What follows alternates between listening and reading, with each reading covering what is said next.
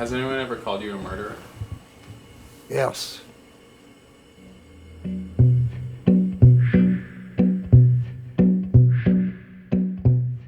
I was an addict for most of my life, and I couldn't afford to pay for my drug habit from what I worked and still pay the bills and that.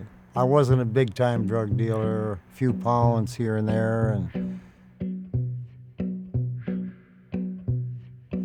a girl came to me and said she wanted me to meet her brother-in-law, and he needed some connections. He was from Chicago, and he wanted some connections in the Minneapolis area. I agreed to do this, set up this drug connection. What were weird details you remember? Well, I slept part of the way. It was a 300-mile drive. When we got to the house, I had to go in and check things out to make sure it was a safe place to go into. So I went into the house. I talked with the guy. He showed me a pound. I just looked at it. I didn't say nothing to him. I went back out to the car and I told the other guy it wasn't what it was supposed to be. He seemed to get a little upset about that. He handed me the gun. We went into the house. And I was walking with the guy that actually owned the house where we were at. And I was walking to the kitchen with him where the product was still on the kitchen table. And that's when my co-defendants hit the guy that brought us there with the gun butt.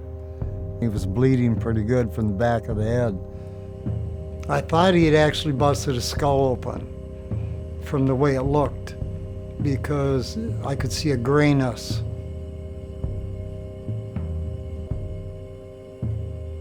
My co-defendant cut the telephone cords and tied them both up on the floor. And why didn't you feel the need to just leave?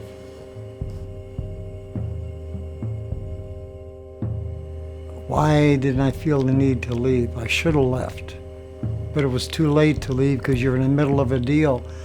And once something like this starts, you just don't walk away from it. I went upstairs and I found a girl. There wasn't supposed to be anybody else was supposed to be there. She was passed out. I really had a hard time getting her awake.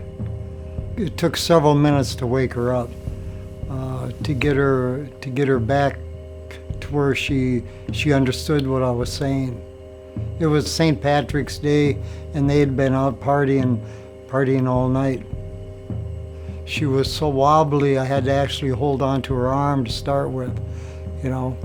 I finally got her up on her feet. That's when she reached out and she grabbed a hold of the barrel of the gun. And I pulled back to pull the gun out of her hand, and the gun went off, and she was shot.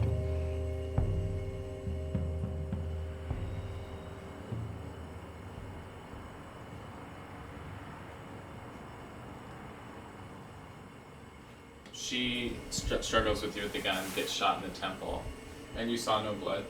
No, I didn't see any blood at all. There was just a little dark hole inside of her head. I don't know how to describe it any more than that. Do you feel like it was her fault that she was shot? No, of course not. Of course It was not. my fault. It wasn't her fault at all. You know, it was my fault for being there, you know, and for doing this. That's one thing that sticks with you forever, even though it's been decades, is the pictures of the girl, of the bedroom, the other bedroom, of the guys laying on the floor. It's like pulling out a photo album. It never ever goes away. It's there constantly.